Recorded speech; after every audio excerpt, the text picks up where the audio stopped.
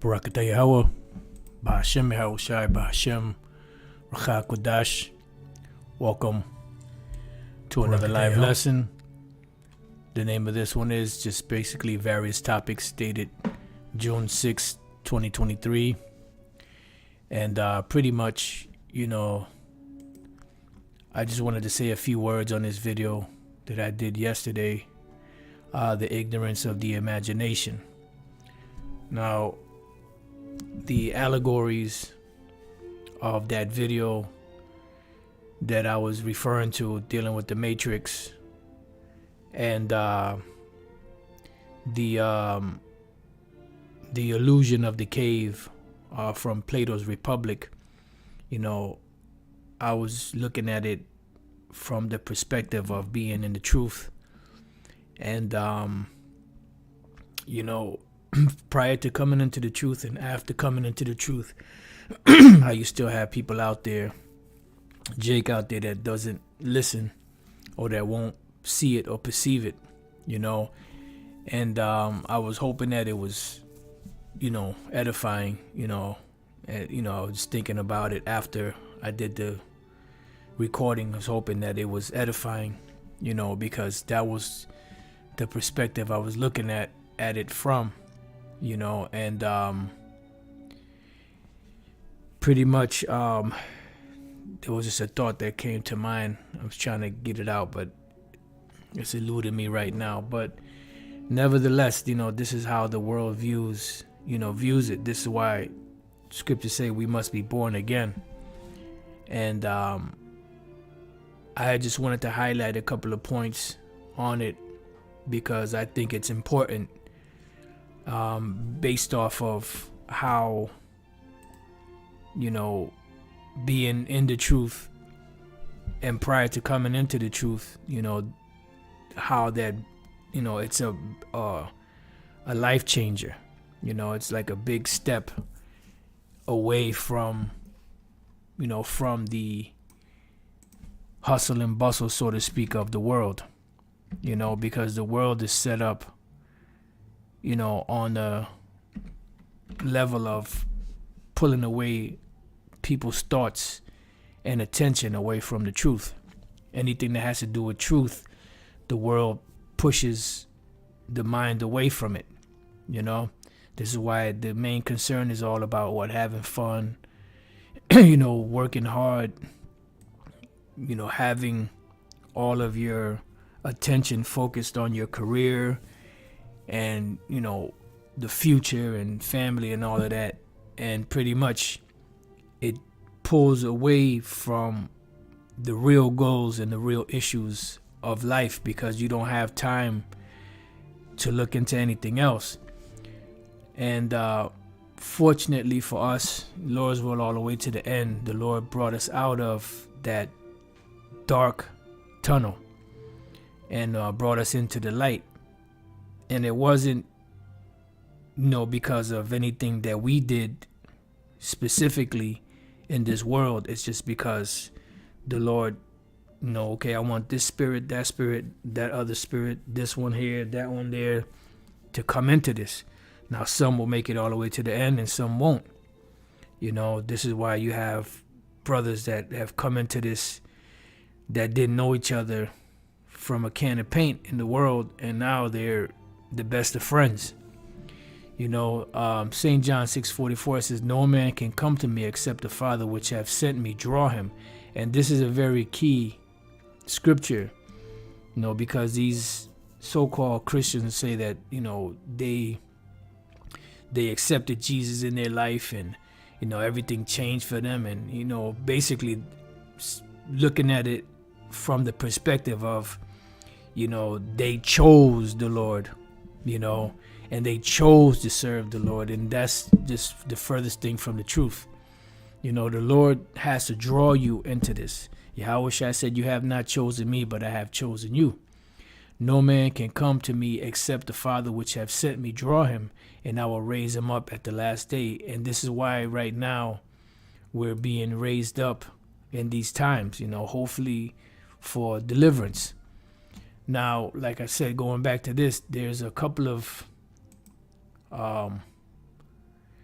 the actual video from the video I was highlighting in this from the Matrix, and the illusion or the allegory of the cave. And that allegory of the cave is a perspective of people being in a dark cave chained to the wall, pretty much being prisoners to darkness, and then one of them being let loose, being set free, and being dragged out into the light. And at first it was uncomfortable, he couldn't see, and eventually, after his vision kind of cleared up a little bit, he was able to see all of the beauty that was outside of the illusion, you see. And then once he saw the beauty of what was outside of that dark illusion, he tried to go back into that darkness and tried to gather the rest of the prisoners so that they can see the beauty that he saw, but they weren't able to see it because they were comfortable in what they were in, and they thought that when he returned, being that he was out there, he got hurt or got jacked up somehow, and he was running back to the comfort and safety of that darkness. And that's what most people in this world are like, especially Jake. They want to go run back to what's comfortable. They don't want to leave out of their surroundings. And this is why it's important for the Lord Yahweh Bashem Yahushai to draw us to Yahushai. No man can come to me except the Father which have sent me draw him, and I will raise him up at the last day. And that was pretty much, the sentiment of this video, that unless the Lord draws that particular spirit, they're not going to be able to see the beauty of the truth. Right? So this is one of the scriptures we highlighted in it, Ephesians 4:17. This I say therefore, and testify in the Lord Yahweh Bashem Yahushai, that you henceforth walk not as other Gentiles walk, meaning other Israelite foreigners.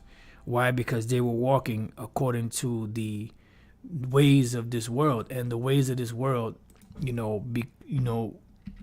those that are in the world and walk according to this world, they become, the enemies of the Lord. There was another precept that came to mind. But it escaped me for now. So let's get to this one. If the other one comes back, Lord's will, I'll grab it. James 4:4. Ye adulterers and adulteresses, know ye not that the friendship of the world is enmity with the Most High? Okay, another one came to mind. Let's just get this one real quick so I don't forget it.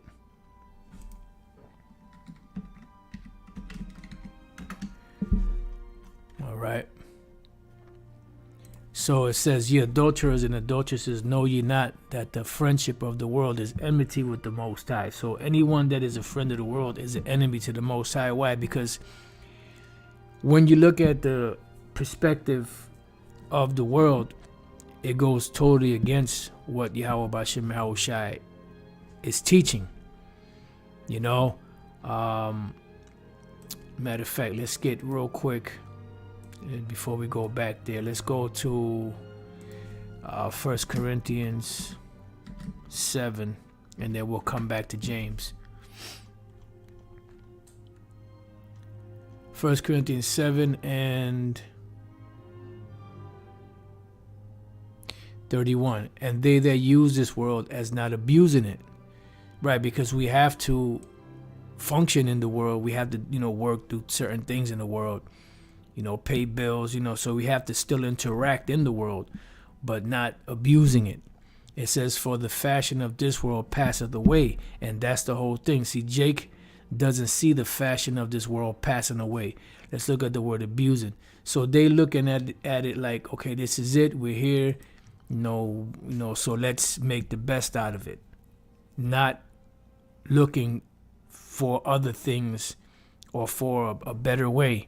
And the better way that they look for in this society is to, go to school, get a better education, get a better job, buy a home, and they don't understand that all of these things are traps to pull you away from the truth. Because when you're in that hustle and bustle, that rat race, you don't really have time for anything else. Even this devil, which I don't really like him too much, but he's all right. Steve Harvey, Even he was saying, look, people ask me if I get 8 hours of sleep. I tell them no. He said, because if you get 8 hours of sleep, how in the hell are you going to be able to, build, your success or something along those lines? He said it roughly, something along those lines, because pretty much what he was saying is that your time is consumed in trying to become successful. And if your time is consumed trying to become successful, you're not going to have the time to devote to the Lord Yahweh Bashem Yahweh Shai, to cement, your position, in wisdom. Because wisdom, it takes time to build up. It takes time to I'm not sure what that scripture I'm looking for right now. When you're dealing with wisdom is time consuming. That's why it's compared to a woman. It's time consuming. You have to put effort into it. You have to pay attention. You have to scrutinize. You have to, how can he get wisdom? Let me see if that comes up.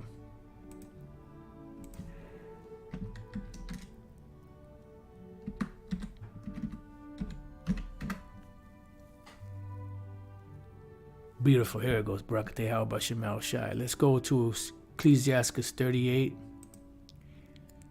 And let's see. It says 25 there. Right. 24. Ecclesiastes 38 and 24. The wisdom of a learned man cometh by opportunity of what? Leisure. Now, leisure is not time to just chill, sit back and chill, and drink your glass of your yarn, listen to music. That's not really leisure time, although you can use your leisure time for that. But leisure time pretty much means, time to study. I used to remember what the word meant, but I can't think of it right now. So I'm not even going to worry about it. It says, and he that hath what? Little business shall become wise. And wisdom is what leads to the things that are pleasing unto the Most High. And most are not able to please the Most High because they don't know his will. So when we go to Ephesians, right, I was going to start here, but I just want to go straight to the point.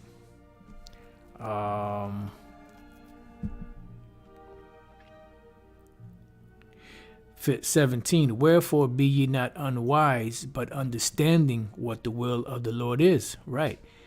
But if you are occupied in trying to set up and establish a career and a better life here in a place that was set up for our punishment, you're not going to have the time to devote to the Lord, to do your studies, to find out what is pleasing to the Lord.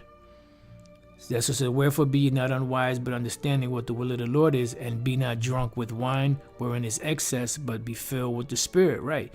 Be, getting all involved in the world to the point where, you can't think straight in order to be able to find out things that are pleasing unto the Lord and getting closer to Yahweh Bashem Yahweh Shai as the day approaches. It says, speaking to yourselves in psalms and hymns and spiritual songs, basically meditating on the truth, singing and making melody in your heart to the Lord, right? And when we meditate on these things, that's pleasing to the Lord. The Apostle Paul told the Colossians that, set your affection on things on high, where Yahweh Shai sitteth on the right hand of the Most High. Let me see, brother put leisure, 1300s, free time, right? Time at one's disposal, also opportunity to do something, chance, occasion, on opportune time, right? And that is time to study. And the thing about being in the world in that hustle and bustle, you don't have time to study, to get closer to Yahweh Bashem Yahushai. That's why it says, the wisdom of a learned man cometh by opportunity of leisure, and he that hath little business shall become wise. But if you have a lot of business, you're not going to be able to become wise. You're not going to be able to find out, secrets and mysteries of the Lord that are pleasing to him. So therefore, you're going to, when people come to you, and give you the secrets of the scriptures, you're going to 9 times out of 10 reject it, because you want to be comfortable in that darkness. Just like the allegory of the cave of Plato. It says, how can he get wisdom that holdeth the plow? Because it's a constant labor. Like I said, that Steve Harvey said, if you get 8 hours of sleep, you're not going to be able to accomplish your goals. So a lot of times you see these actors, and even though they sold out eventually, these actors and entertainers and anyone that is successful in business or have a successful career, sometimes they only get 2-3 hours of sleep a night, because they're putting all their time and effort into their craft.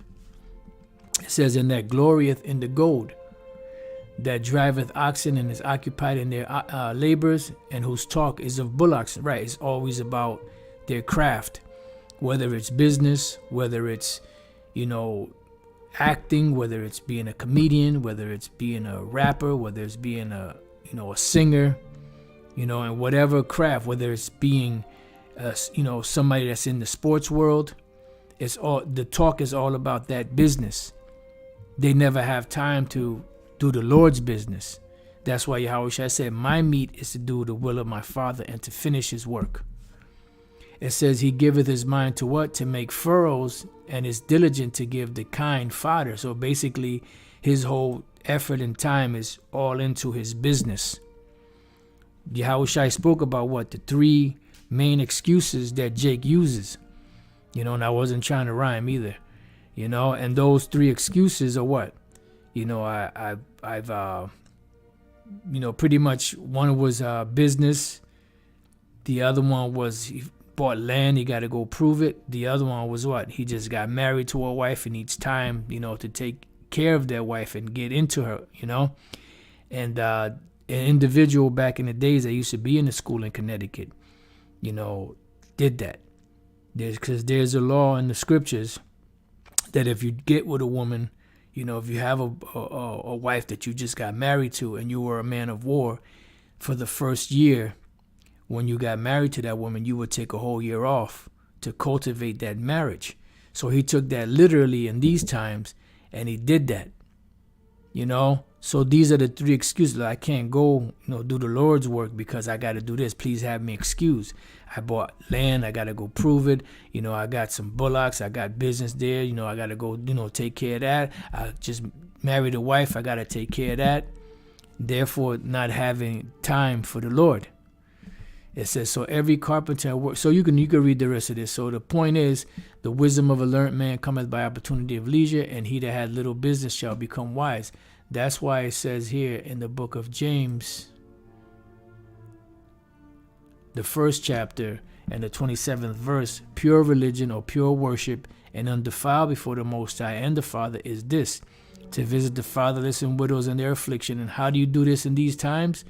By teaching the word, feeding the sheep of Yahweh Bashem Yahushai, and to keep himself what? Unspotted from the world, because the world is tainted. The world will taint you, but therefore you have to know how to get in, get out, using the world as not abusing it. Let's go to Luke. But most people, most Jakes out here are not going to see that, because their mindset is on that hustle and bustle, on that rat race. Luke 21:34, and take heed to yourself. What does it mean to take heed to yourself? To examine yourself, constantly, daily, on the regular. Where am I at? Am I pleasing the Lord? It's just a constant inventory of oneself.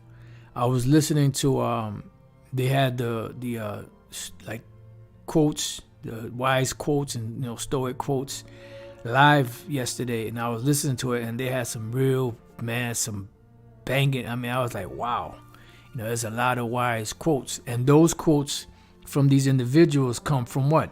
From the time that they've spent away, alone time, study time, researching time. That didn't come from there. It just popped in their head, and this sounds like a good quote. No, these are things that they've meditated on, that they found in their studies, not while they was giving themselves to pleasure, and working all the time, doing, different things. It says, least at any time your hearts be what? Overcharged. Because the scriptures say, be not wicked over much. Because we're in the flesh, we're going to go off. But the thing is to, to the best of our ability, try to limit those things. It says, with surfeiting and drunkenness and cares of what? Cares of this life. This is a big factor in the truth. Cares of this life. Most Jake, is all about the cares of this life. When you look at Jake's talk, it's all about themselves, what makes them feel good, what their goals are in life. Let's see what this says in the NLT. It says, watch out, don't let your hearts be dulled by carousing and drunkenness. Right, dulled because, like in the movie Scarface, he says the booze and the concha made them soft. All of that partying, that's why the saying goes that good times make weak men. And we see that very clear here in America. Hard times make hard men. Hard men make good times. And then good times make weak men. And we see that. So it says, watch out, don't let your hearts be dulled by carousing and drunkenness and by the worries of this life. Those are the cares of the world, because what that is consuming. Now, we still have to deal with it, but, we have to know that, okay, we have to also put time into the Lord. Don't let that day catch you, what? Unaware. So let's read this again. It says, and take heed to yourselves. They said, anytime you be overcharged with surfeiting and drunkenness and cares of this life. So in other words, there's gonna be times where you're gonna be, have time to sip a little something, listen to some music, chill out. Nothing wrong with that, but don't be overcharged with it. That's all your whole mindset is all about. And the cares of this life, worrying about, making it in this society. And so that day come upon you unawares. Let's see what it says for overcharged. The word there is baruno, to weigh down. See, overcharged. So when something is weighing you down, means your whole energy and time is consumed in it. Right? So going back to, where were we at? Ephesians 5. Okay, we read that already. So let's go back here. The word that we looked up here in 1 Corinthians 7:31 was abusing. Using the word is not abusing it. The word there is kataramoahi. To use much or excessively or ill. To use up, consumed by use. See? So pretty much it says overuse. And they that use this world as not abusing it or overusing it. For the fashion of this world passeth away. So James 4:4, ye adulterers and adulteresses, know ye not that the friendship of the world is enmity with the Most High. So you become an enemy to the Most High when you're, engorged in the world. Your whole mindset and frame of mind and thoughts and, everything is just all about the world, Whosoever therefore will be a friend of the world is what? The enemy of the Most High. You see? It says, do you think that the scripture saith in vain, the spirit that dwelleth in us lusteth to envy? This is why it is a constant battle between the flesh and the spirit. And like the video here on the Matrix, Western Christian culture called, right? It's already happening, but people don't see it. He was making comparisons to the Matrix and to the allegory of the cave from Plato's Republic. And he was making an allusion, or he was making a comparison to the character that Cypher played, and saying that he wanted to go back, to the ignorance of the Matrix. He wanted to be plugged back in, and he didn't want to remember nothing because it was the reality of the truth was too harsh for him. So he wanted to go back to that comfortable dark cave, that he was in, instead of facing the reality of what was going on for the greater glory. He didn't see the greater glory. He got a glimpse of it, but then he put it away, and this is, very good video, so that was it on that. So now let's go here to, let me see what else we got here. This was Baruno, to weigh down, that's overcharge, right? Yep. I want to also just look up cares of this life. Let's see if it says, if it's all in one word. Cares. Let's look up cares. Merimna. Care, anxiety, right? Because when you're dealing with things, what your whole energy is into it. You have anxiety, expectations, that nervousness of, making sure everything turns out right, because what does that do? That takes away your energy away from serving the Lord, because that's the energy we're supposed to spend on Yahweh Bashem Yahushai. I wonder if I'm pleasing the Lord. Am I doing enough? Am I breaking things down right? Did I, was the lesson that I did edifying? Did the sheep and the lambs get fed today? Just like, am I pleasing the Lord? Why am I going through these things? Is it the Lord is mad at me? Just in general. But that's the same energy people use for the world. You see? That's why the Lord said, Yahushua said, you can't serve two masters, for either you will love the one or hate the other. You can't serve the Most High and Mammon. And in the case of the world, that's the serving of Mammon, because why are these people doing it? Because they're trying to get a better situation for themselves in the world, not understanding that the reason why we were brought to this land here in America was to suffer, as a payment, as a prison sentence. Until the Lord, crack those chains and bust open the gate of this prison and delivers us. And that's what he's coming to do. So let's see, of this life, the word of this life is biotikos, pertaining to life and the affairs of this life, right? Because that's all encapsulated in the book of, let's go to 1 John 2. Now, by no means are we saying not to, conduct your business in the world. No. You still, you can't, we can't just go into a corner somewhere and sit down and just wait for everything to happen. No, it's not going to happen like that. We're still subjected to these things. The bills are not going to get paid if you're just sitting on your ass, and you still have to deal with your family, those brothers that have a woman, have children, things of that nature. You still have to go to work, still have to pay, your bills and all of that stuff. So by no means are we saying go sit in a corner somewhere, but at the same time, don't allow these things to consume you or over-consume you.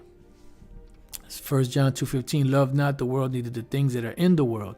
If any man love the world, the love of the Father is not in him. This goes hand in hand with James, what we read in James.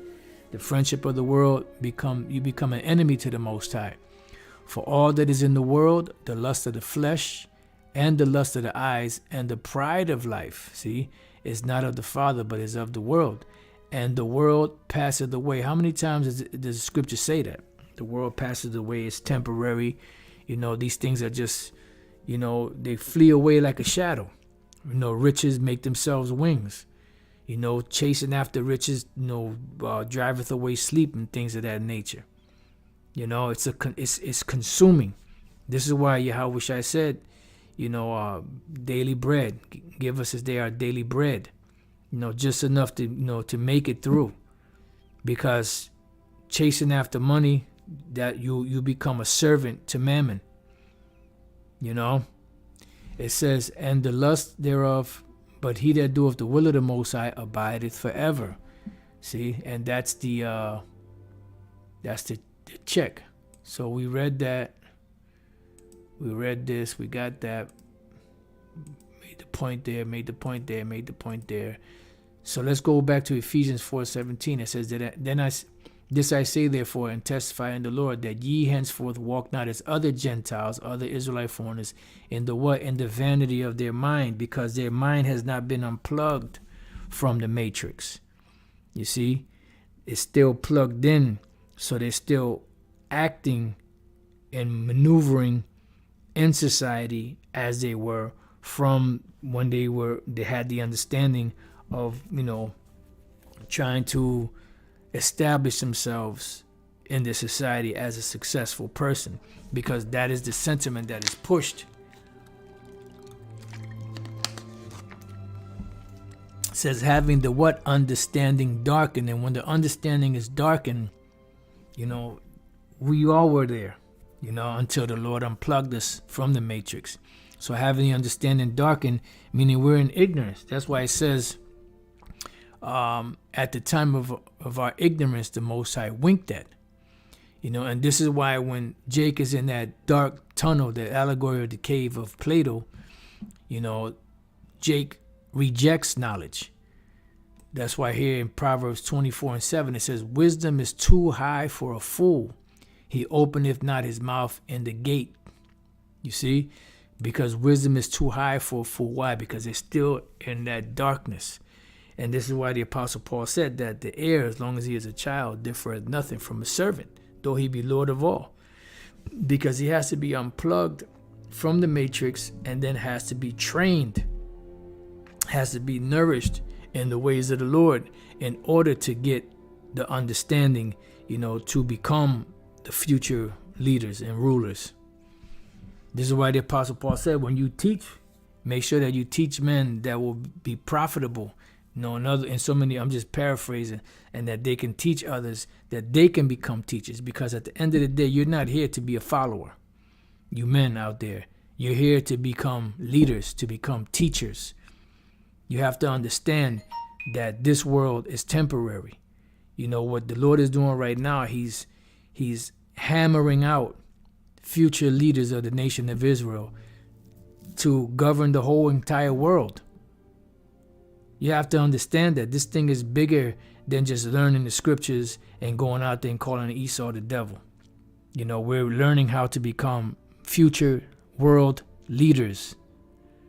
And this is the crash course in it, not the demonic crash course of the world. Through your Prince of Machiavelli, and the corruption that is in this world and the different world governments and, the so-called nobles of this world. We're going to be the nobles of the world to come. And we're being trained on how to be leaders, And when the kingdom is established, the Lord is going to put the rest of the download into us to be able to function properly in the kingdom. Because right now we're just going through the training. But when the salvation comes and the change comes, then everything else will be downloaded and then we'll be ready. We're just going through the training right now, the exercise. So going back to Ephesians 4, having the understanding darkened, being what? Alienated from the life of the Most High through the ignorance that is in them, right? This is why the Apostle Paul came back in the book of Ephesians 2 and said the same thing to these Israelite foreigners here, because they were alienated from the commonwealth of Israel. You were cut off from your heritage, and now you're being brought back by the great sacrifice of Yahushua. Because prior to that, your brothers that knew that they were the circumcision were calling you uncircumcised. They were calling you heathens. They were calling you Gentiles. They were calling you Greeks. They were saying you had no more hope. You had no part in this anymore. But the Lord didn't see it that way, because when Yahushua shed his blood, he shed his blood for both the ones that knew that they were Israelites and the ones that didn't know that they were Israelites. That's what the book of Romans 11 chapter is all about. The wild olive tree were those Israelites, the Israelite foreigners that were still in that dark mindset. They were still in that dark cave, chained to the wall, being fed, the illusion of the life that they were living. You see? But now when the true light came in, they started to really see what the beauty of what really is, and not the illusion that they were fed. So it says, Ephesians 2:12, that at that time when you were being called heathen, uncircumcised, Gentiles, Greeks, that at that time you were without Yahushua, being aliens from the commonwealth of Israel. Now the commonwealth of Israel only belongs to the Israelites, doesn't belong to anyone else. So you were alienated from this. Why?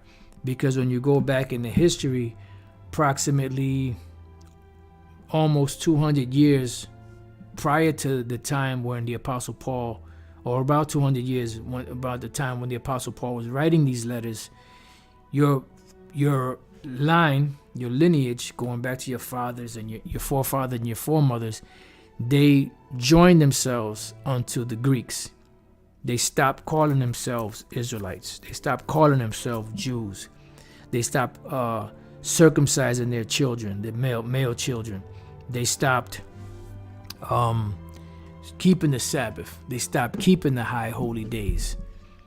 They reveled in the whole Greek philosophy, and you were caught up into that. So after a while, you became an alien, a stranger to the commonwealth of Israel. But now through Yahushua, you're being brought back to that commonwealth because it belongs to you. This is what the gospel or the ministry of reconciliation is all about. Bringing back the friendship between the Heavenly Father Yahweh and us, Yasha Allah. And this is what the Apostle Paul was explaining to these individuals. And this is why the Apostle Peter, which quoted the Apostle Paul, in the letters that he wrote, he was writing letters to these same individuals that the Apostle Paul is writing letters to. And, he addressed them as strangers, but they were a part of the elect, which were not a people, but now are the people of the Most High. So you were being brought back into the fold. You were being brought back into your heritage, back into the commonwealth of Israel. And strangers from the covenants of promise. The covenants of promise were only given to the Israelites. And why did we become strange to the commonwealth and to the covenants? Because our forefathers went into that Greek philosophy. So by the time that Yahushua came on the scene, it had been many generations since the Israelites, the Israelite foreigners had been steeped in that Hellenization. This is why the Apostle Paul spoke about there's no difference between the Jew and the Greek. He was talking about the Israelites. The reason why there's no difference between them is because they're both Israelites. It's just that one was speaking the Hebrew, following the law, statutes, commandments, customs, and the other one was speaking Greek, following the customs of the nations. The same way that the ones that knew that they were Israelites were following the customs of Yahweh Bashem Yahushai. They were on two different wavelengths. So the ones following the Greek ways were strangers from the covenants of promise, strangers from the commonwealth of Israel, having no hope. Yeah, because that way led to what? Death. It says, and without the Most High in the what? In the world. And we were the same way. The beauty of this whole thing and about the gospel is that eventually we would all fall away.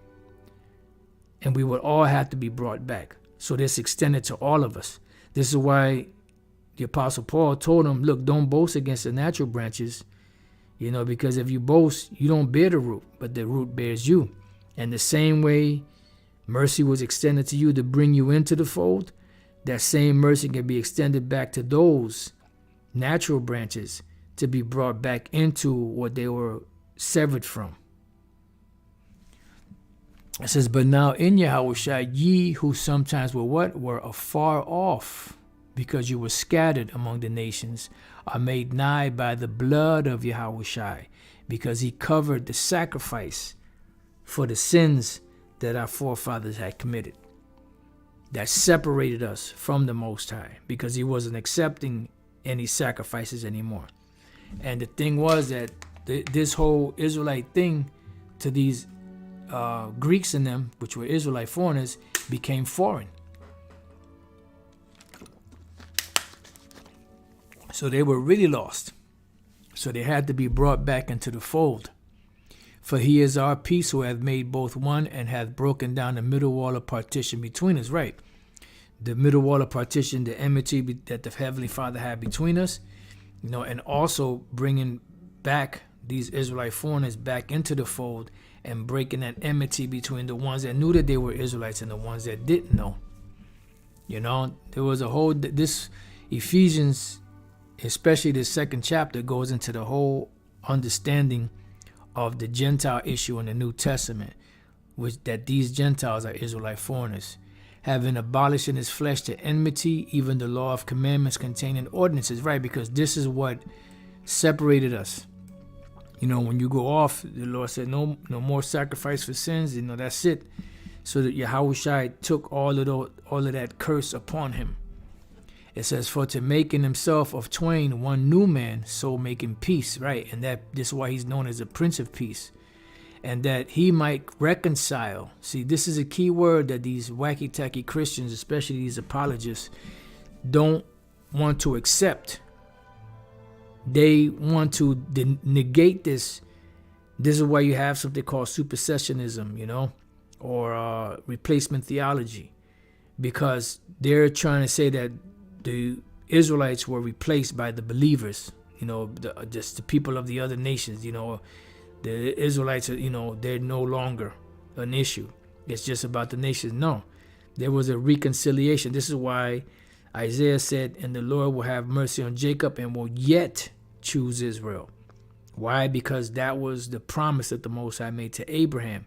And the promise is going to be made sure to all of the seed. So when we look up this word reconcile, the word there is apokatalasso.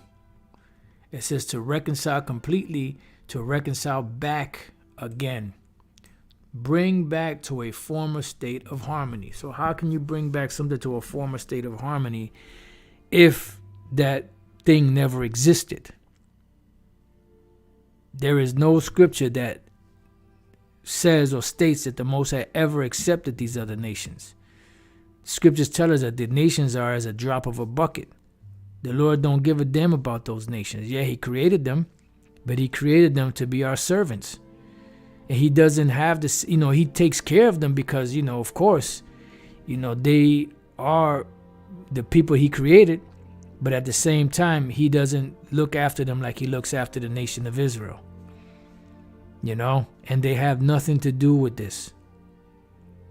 But no matter how many times you bring these points out and go back to the contract, they don't want to accept it or listen to it because they've been programmed that way, and it's a thing of deception in most cases. Some individuals are just lost. They just don't understand it.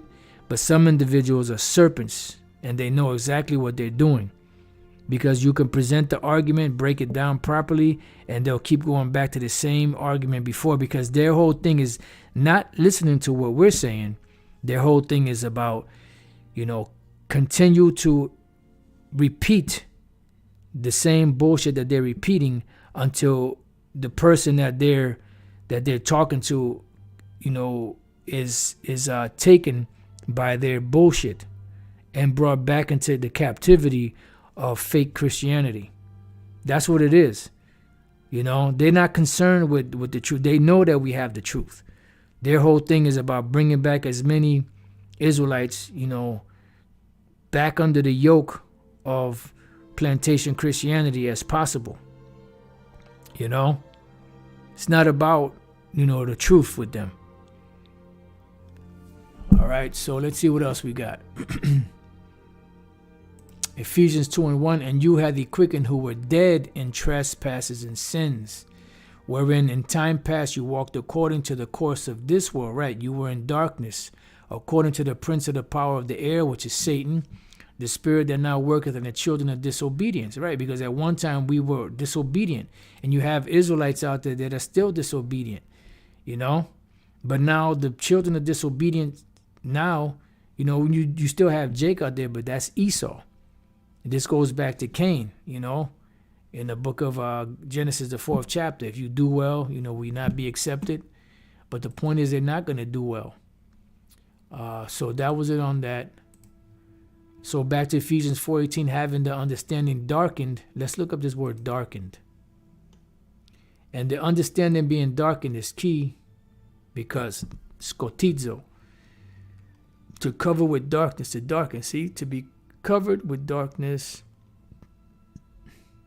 metaphorically, of the eyes, of the understanding, of the mind. See, these are the keys right here. To be obscure or to obscure. And that's why they're comfortable in that, wallowing in that darkness. And when you try to pull them out, they want to fight you. So pretty much, that was the, the whole point of this lesson here.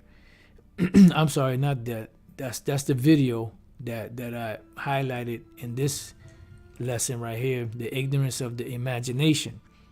And I was hoping that it was edifying, and I hope that this was edifying. So with that, I pray that you brothers and few sisters have been edified. Till the next time I say, Shalom.